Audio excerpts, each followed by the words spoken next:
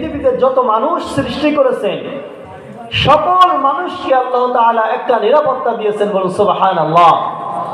যে রব আপনাকে আমাকে সৃষ্টি করেছেন, আবার আপনার জন্য নিরাপত্তা দিবে না এটা নয়।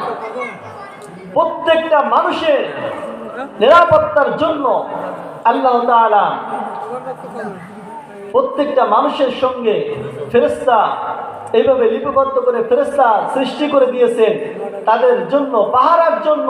প্রত্যেকটা মানুষের চারপাশে এরকম ফেরেশতারা বেষ্টনী দিয়ে রেখেছেন এবং এটা দ্বারা আল্লাহ তাআলা এটাই বোঝাচ্ছেন যে আল্লাহ যত সময় না চাইবে কোনো বান্দার একটা ক্ষতি হবে, যত সময় পর্যন্ত সারা পৃথিবীর সকল মানুষও যদি চেষ্টা করে আল্লাহ সেই বান্দার এক চুল পরিমাণ ক্ষতি করতে পারবে না। বলুন সুবহানাল্লাহ। কারণ আল্লাহ তাআলা ফেরেশতাদেরকে তার রক্ষী হিসেবে প্রত্যেকটা মানুষের দেহ রক্ষী হিসাবে ফেরেশতা সৃষ্টি করেছেন।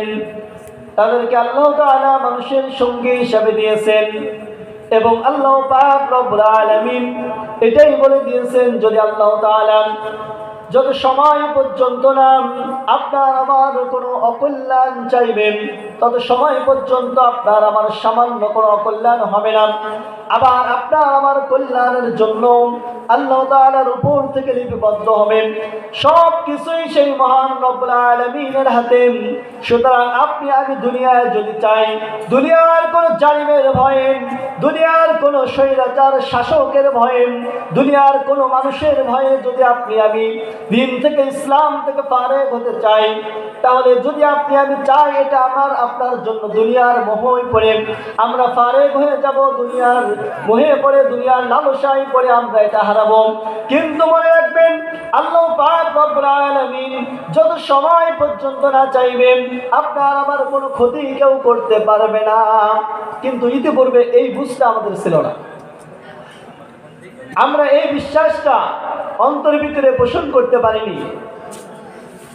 আল্লাহ চাইলেই তো আমার ক্ষতি হবে, আর না চাইলে আমার কোনো ক্ষতি হবে না। কিন্তু দিনের হক কথাগুলি বলা থেকে আমরা বিরত থেকেছি। এটার নাম ইসলাম নয়। দিনকে প্রতিষ্ঠা করতে হলে দিনের প্রত্যেকটা হক কথা আপনাকে বলতে হবে, দিনের জন্য সকল কাজ আপনার করতে হবে। যত বাধাই আপনার সামনে আসুক সকল বাধাগুলি উপেক্ষা করে আপনার আমার জন্য দিন বিজয়ের জন্য, দিন প্রতিষ্ঠার জন্য আপনার আমার কাজ করতে হবে। পরবর্তী আয়াতের অংশের ভিতরে আল্লাহ তাআলা বলছেন